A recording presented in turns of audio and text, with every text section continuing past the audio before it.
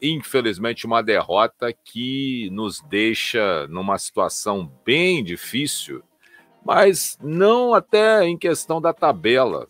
Não é esse aí o fato tão preponderante. O que é mais preponderante é a forma como a derrota aconteceu. É claro, eu procurei nem ler o chat, porque eu imagino como a galera que estava assistindo o jogo ontem ao vivo, e até com a minha reação um pouco desmedida, mas que como torcedor, né, como amante do basquete, como um cara que na temporada nós já fizemos aí 79 jogos do Los Angeles Lakers, são 73 jogos da temporada e mais 6 jogos de pré-temporada, ou seja, nós simplesmente, se você for multiplicar 2 horas e meia, no mínimo, de transmissão, vezes 79 vezes, vocês vão ver o quanto de tempo a gente está aqui sentadinho, fazendo o que a gente gosta, né, que é assistir a NBA, que é curtir a NBA, e a NBA não é nada mais do que isso aí que a gente acabou de ver. A emoção, né, dentro de uma arena onde, quando você pensa que ganhou, você perdeu. Assim como você, quando pensa que perdeu, você ganhou. Assim é o esporte, assim é a NBA. Mas eu acho que a NBA, o basquete, ele supera qualquer coisa, principalmente, né, em tudo que a gente acabou de ver, né? Essa explosão de alegria, de emoção. Não tem futebol, gente, que talvez mostre e seja tão extraordinário na mudança de placar, de tudo, tão rápido como é o basquete. É algo surreal, é algo extraordinário. E realmente, o que a gente tem que fazer, né? Bater palma para a competência do Chicago Bulls e, é claro, né, tecer as críticas à incompetência do Los Angeles Lakers, que tinha um jogo, dominou. O Lakers simplesmente dominou o jogo todo. Raríssimos foram os momentos em que o Chicago Bulls conseguiu minimamente controlar o jogo. O Lakers controlou pelo menos 95% do jogo. Só que, né, como eu e o Andrei, que como eu acabei de falar, estamos aqui 79 jogos nesta temporada, contando com a pré-temporada, a gente minimamente consegue enxergar as deficiências que estão acontecendo durante o jogo. O Andrei não é o Ricardo Bulgarelli. O Alexandre não é o Rômulo Mendonça. Os caras que trabalham com isso, vivem disso. Mas minimamente, por osmose, por repetição, a gente começa a entender minimamente o que acontece em quadra. Nessas 79 partidas que nós já transmitimos nessa temporada. E desde quando eu percebi e falei, gente, tudo bem, o perímetro é importante, a bola de 3 é importante, mas o garrafão dos caras é fraco. Dá para você minimamente ganhar o jogo dentro do garrafão. E assim o Lakers fez em boa parte do jogo.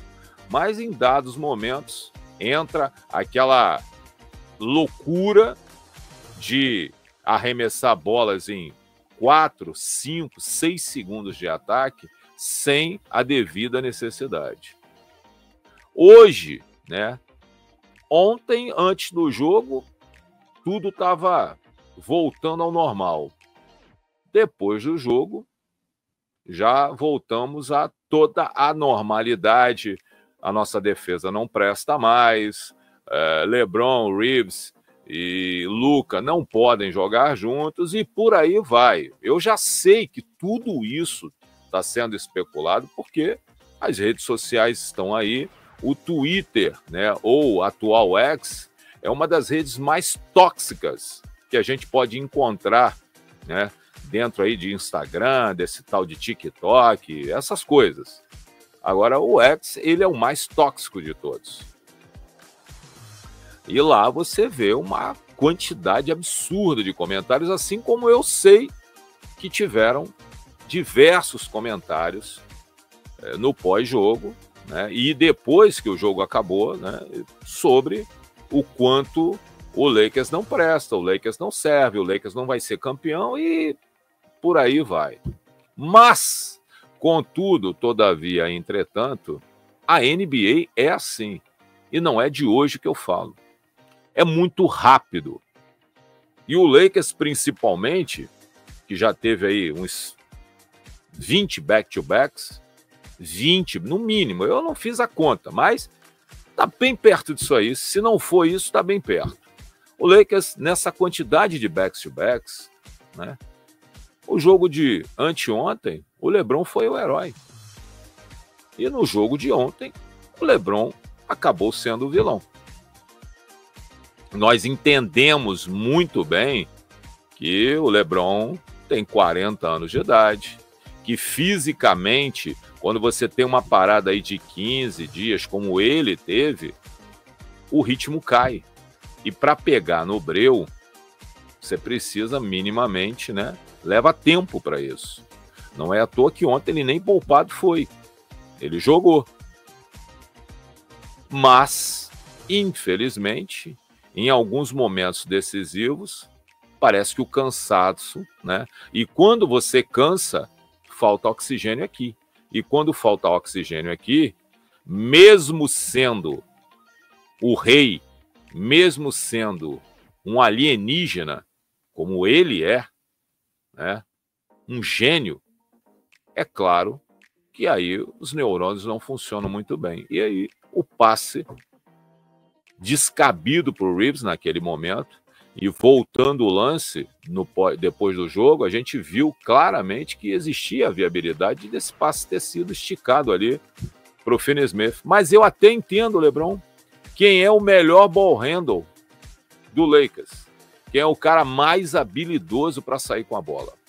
Austin Reeves. Só que, no meio daquela pressão, depois dos caras terem diminuído a diferença para 2 pontos, talvez, né? Talvez seria de bom tom que o LeBron esticasse esse passe, né?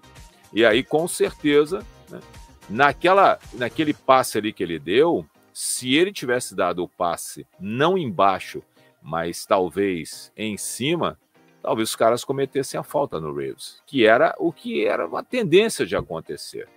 Mas o passe foi tão ruim e foi picado, demorou a chegar na mão do Reeves, que os caras foram ali e roubaram. Houve uma dobra, né? E se tinha uma dobra em cima ali do Reeves, consequentemente, só existiam 3 jogadores do Chicago para 4 jogadores do Lakers. Dá para entender que não era para ser o passe ali para o Reeves, mas infelizmente a coisa não funcionou. E olha que vai falar o quê?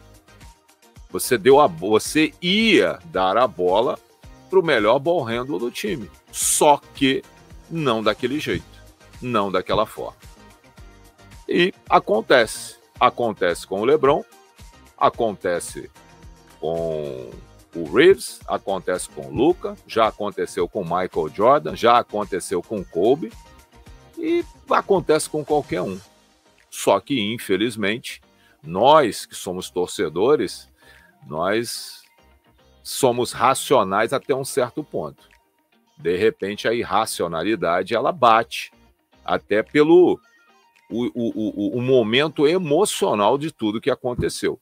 E é claro, e eu não vou, né, me eximir da minha irracionalidade quando eu joguei a cadeira lá para o inferno.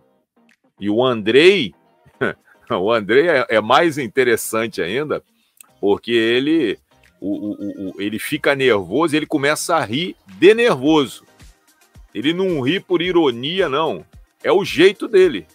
Ele fica nervoso, ele começa a rir. Que é até legal. Que aí, de repente, ele tem uma reação irracional de uma outra forma.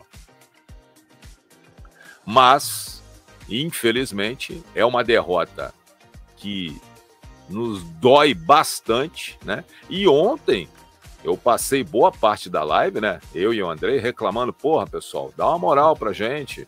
Larga Corinthians e Palmeiras. Porra, cara, era absurdo ontem. O Cazé tinha mais de 5 milhões de pessoas assistindo. O algoritmo tava todo pra lá. E, de repente, no final do jogo, e até na live de pós-jogo, o jogo já do Palmeiras e do Corinthians já tinha terminado, aí o pessoal, porra, aconteceu, caraca, o Lakers perdeu, os caras devem estar loucos. Aí o pessoal vapo, a live de pós-jogo bateu mais de 1.300 pessoas, e o Andrei fez um pós-jogo rápido, né? Então, infelizmente, né, a NBA é isso, e quem gosta, quem ama a NBA, tem que entender que as coisas são assim. E podem ser o vento favorável, quanto pode ser o vento contrário. Assim como nós sorrimos, assim como nós abrimos a live de ontem, de manhã, com as canjicas todas de fora, rindo de orelha a orelha, no tapinha do velho, hoje a gente está com esse semblante de merda, né, de gosto de merda na boca, uma derrota que, sinceramente, estava garantida a vitória, e a gente perde o jogo.